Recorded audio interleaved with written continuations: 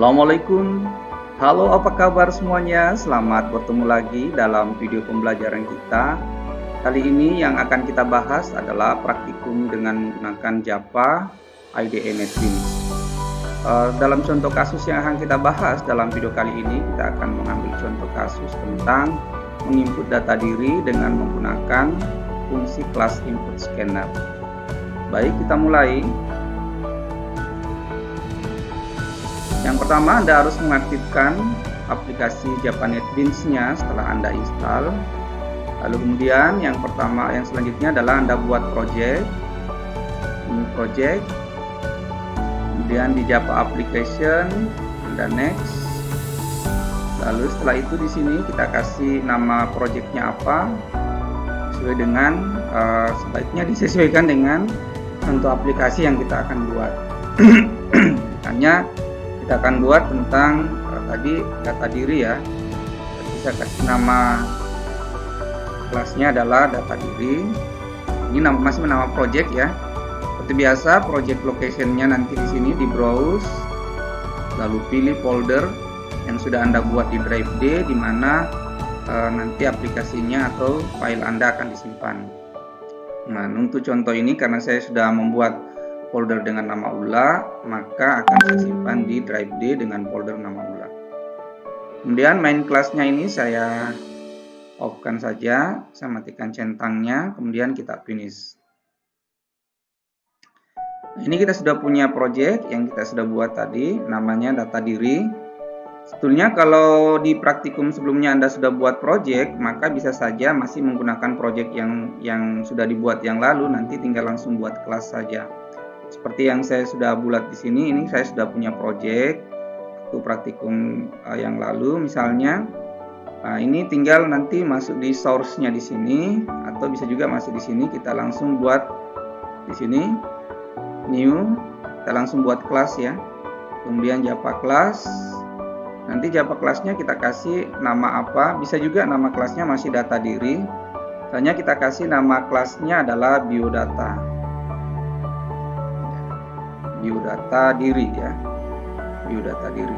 Ingat, sebaiknya nama kelas itu diawali dengan huruf kecil ya. Jangan menggunakan huruf besar di awal nama kelas. Setelah itu kita finish. Nah, ini dia kelas yang kita buat. Langsung diberikan nama kelasnya tadi yaitu biodata diri. Biodata diri. Jadi tinggal kita sisipkan coding kita di antara blok buka kurung ini dengan tutup kurung ini. Ini blok kurung atau blok dari fungsi kelas. Nanti kita sisipkan codingnya di dalamnya. Nah, karena dalam praktikum ini kita akan menginput data diri dengan menggunakan kelas fungsi scanner, maka kita harus input dulu fungsi scannernya. Kita impor, maksud saya bukan diinput. Jadi kita impor kelasnya, impor, kemudian masuk ke folder Java, util. Setelah itu kita gunakan kata scanner. Nah, ini sudah muncul hint auto correct-nya ya. Kita klik ini, baru kita tinggal titik. Berarti ini sudah bisa digunakan semua fungsi yang ada di dalam kelas scanner. Selanjutnya, supaya program ini nanti bisa kita run, bisa kita jalankan, maka kita buat metode main atau fungsi main. Kita kasih metode aksesnya masih tetap public. Di video yang lain sudah dijelaskan metode akses itu ada yang bertipe public, ada yang bertipe private. Tentu Anda sudah paham apa makna dari public dan private tersebut. Jadi public, static, kemudian void main, string,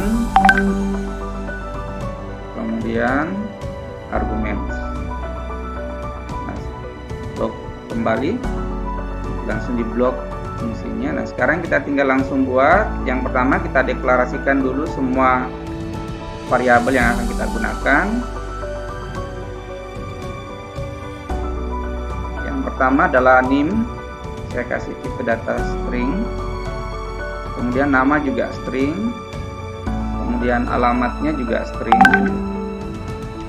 apalagi jurusan ya, jurusan juga string. Nah, ini aja.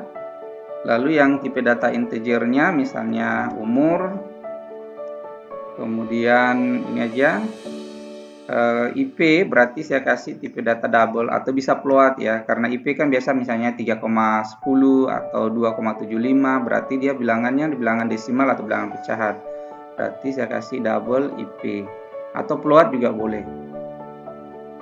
Nah, setelah itu ini sudah selesai, tapi ada errornya di bagian string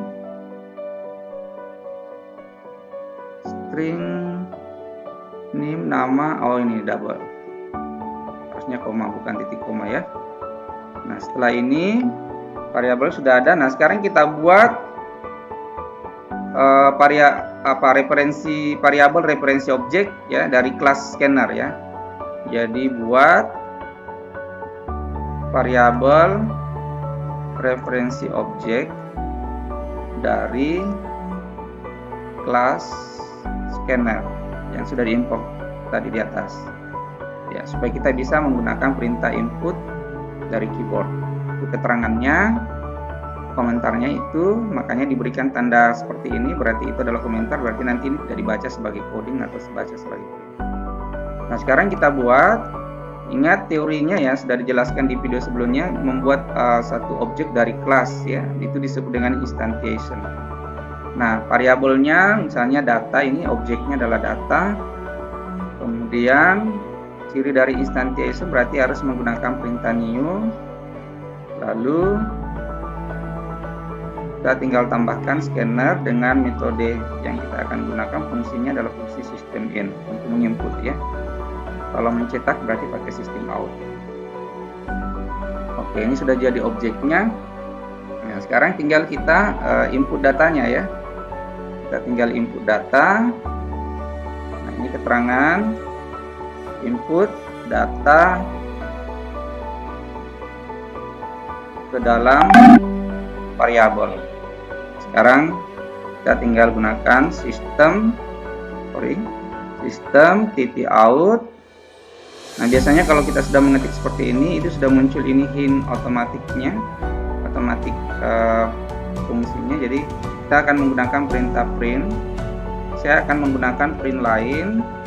Ini nanti tinggal disisip di dalam judulnya. Oke, saya kasih bintang-bintang dulu ya. Misalnya judulnya adalah input data diri mahasiswa. Nah, saya kasih bintang-bintang lagi biar ada variasinya. Oke, ini judul di atasnya.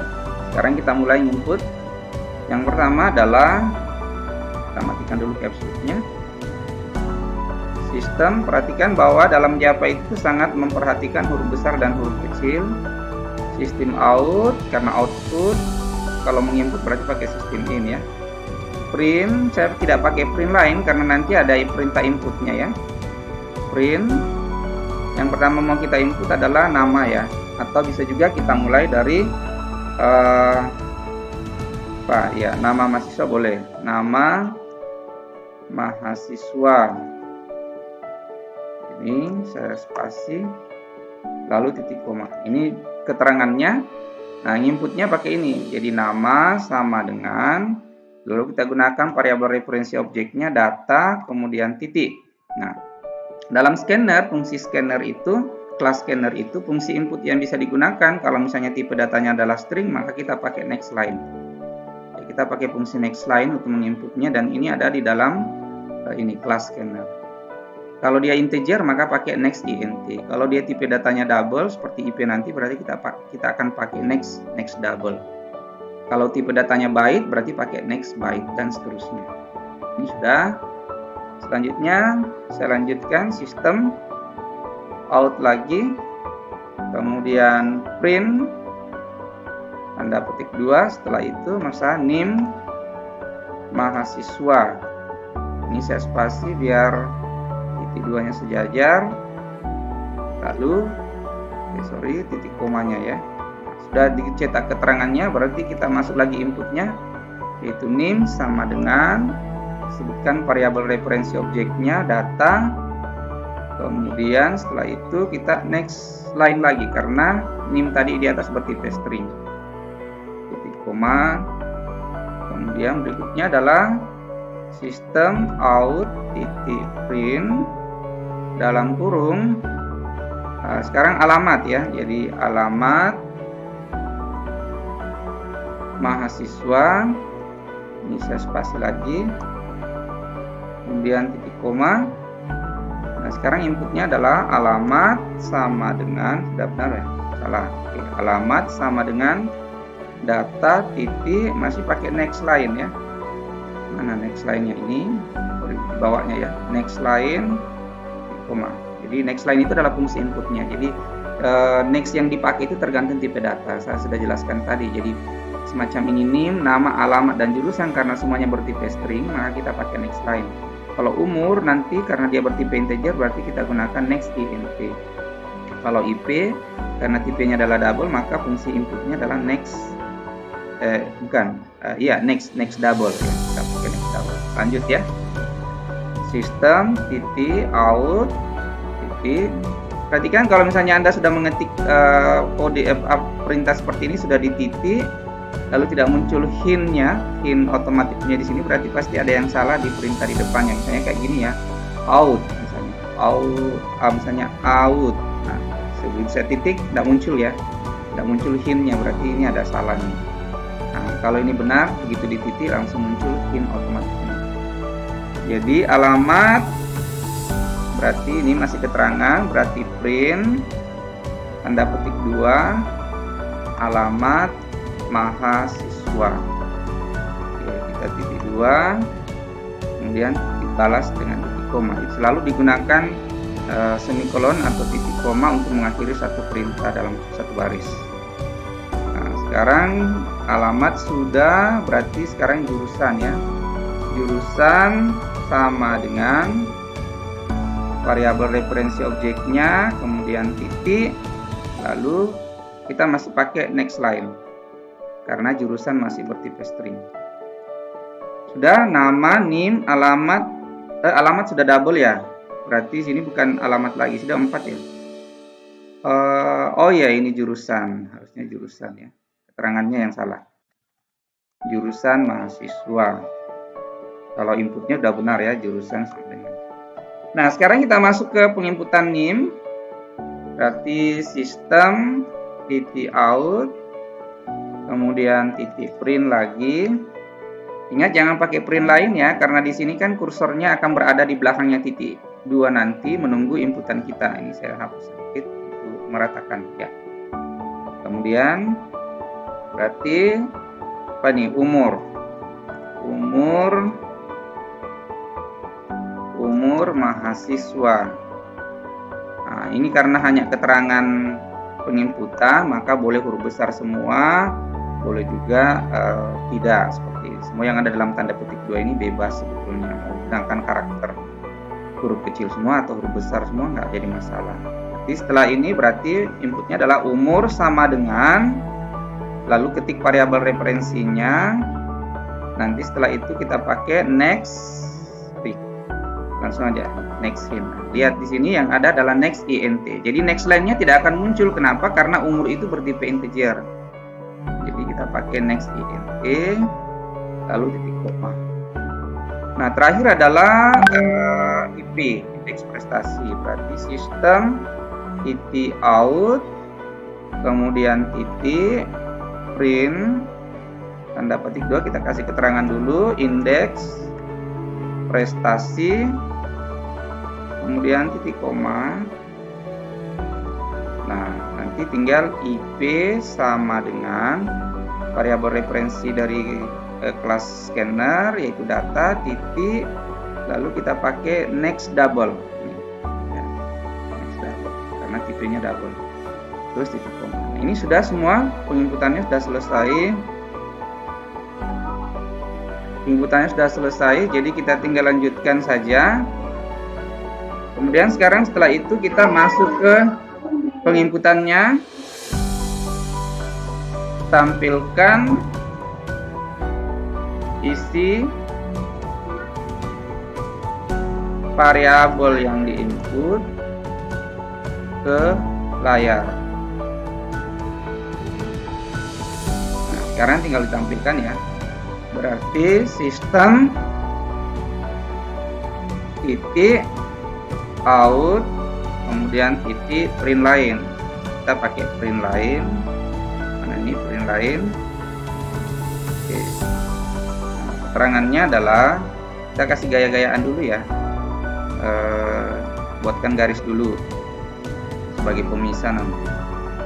Oke, setelah itu masuk ke yang pertama yang mau dicetak adalah nama sistem out titik, kemudian print line dalam kurung tanda petik 2 ya, nama ya, nggak usah langsung aja nama ya, atau bisa juga masih keterangan kita pakai. Nah, kita kasih ini dulu bintang ya, baru data diri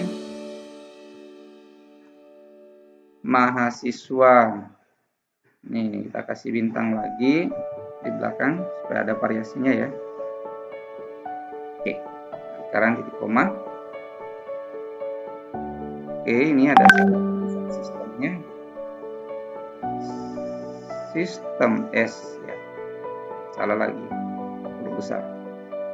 Nah, oke, nah sekarang berikutnya ya, sistem titik out, kemudian print line, sebaiknya pakai ini yang ada objeknya, tanda petik 2, nah, nama, saya nggak usah ketik mahasiswanya, langsung aja nama, kemudian sama dengan, saya pakai jarak agak spasi ya, lalu untuk mencetaknya kita pakai tanda tambah, baru ketik variabelnya itu nama. Oke, kemudian sistem titik out titik print line, kemudian dalam kurung berikutnya adalah name. Nah, ini juga kalau terlalu jauh bisa didekatkan aja, jangan terlalu jauh jarak ininya. Oke, tarik sedikit maju, kemudian tambah lagi baru variabelnya yaitu name. Nah, ini karena tidak menginput lagi ya, kita tinggal mencetak data yang sudah diinput di atas, berarti kita gunakan tanda tambah baru variabelnya.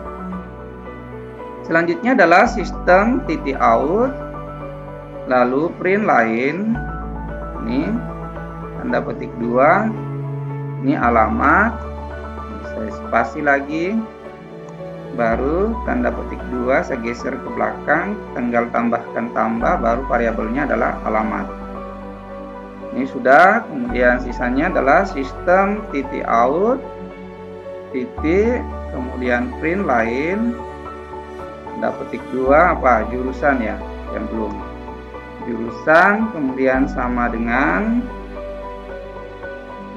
kembali ke atas, tambah, baru variabelnya adalah jurusan.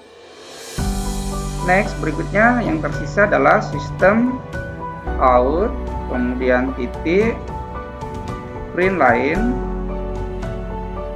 yaitu umur. Nah, ini kita spasi lagi. Setelah umur nanti tersisa adalah IP ya, tambah variabelnya adalah umur. Kalau ke belakang kursornya baru di enter, kemudian sistem titik out titik, kemudian print line. Nah, ini keterangannya adalah indeks prestasi, sama dengan geser di belakangnya titik koma kursornya, baru spasi sekali tambah, baru variabelnya adalah IP. Kalau ke belakang kursornya baru di enter. Nah, ini sudah selesai semua. Ingat, ini blok tutup kurung dari fungsi main atau metode main. Yang ini adalah blok tutup kurung dari kelas data diri. Kelas data diri, nama kelasnya ini kan ada 2 ya, ada 2 buka kurung, yang satu yang paling terakhir ini tutup kurungnya, kemudian ini yang tutup kurung yang kedua terakhir. Jadi sudah selesai semua. Kalau sudah selesai, nah sekarang programnya diuji coba dengan cara di run. Jadi di sini kita klik kanan, lalu kita run. Nah, nanti tinggal muncul outputnya di sini. Masuk ke sini, kita ketik Misalnya Syaharullah, enter. Lalu NIM-nya misalnya 101, enter. Alamatnya misalnya Jalan Daeng Ramang, enter. Jurusan Sistem Informasi, kemudian umurnya misalnya umurnya 40 tahun. Ya, harusnya jangan 40 tahun ya, ketuaan sebagai mahasiswa, yang nggak apa-apa, ini contoh aja. Indeks prestasinya misalnya 3,50. Nah, setelah itu sudah diinput semua, enter. Nanti outputnya muncul nih di bawah sini. Nih, dari coding yang ini. Ya, yang di atas tadi penginputannya, ini coding pencetakannya nih. Jadi garis dulu, kemudian ada judul, nanti dicetak. Oh ya, ini jurusannya tidak turun ke baris berikutnya karena salah, ada codingnya di sini ya. Dia sejajar di sini nih. Harusnya jurusan turun ke bawah. Ini karena kita tidak pakai LN, print line. Oke. Ini bisa dilihat nanti hasilnya kalau dicoba kembali akan turun ke bawah. Ya, itu dia contoh praktikum kita untuk kali ini, yaitu menginput data diri dengan menggunakan fungsi dalam kelas scanner. Jadi ada beberapa fungsi yang kita gunakan di dalam kelas scanner, yaitu next line untuk penginputan data yang bertipe string, kemudian next int untuk penginputan data yang bertipe integer, dan next double untuk penginputan data yang bertipe double. Nah, semua fungsi itu ada di dalam kelas scanner, sehingga untuk bisa menggunakan fungsi-fungsi itu tadi, maka kelas scanner itu harus kita import dulu. Ya, seperti ini. Oke, sekian dulu ya video kita kali ini. Jika ada pertanyaan, silahkan ditanyakan melalui kolom komentar dalam video ini, atau bisa juga melalui forum grup diskusi kita. Seperti biasa, jika video ini bermanfaat, maka boleh di-share ke teman-temannya, atau bisa juga dibagi linknya ya, supaya teman-teman kalian juga bisa belajar. Terima kasih. Assalamualaikum warahmatullahi wabarakatuh.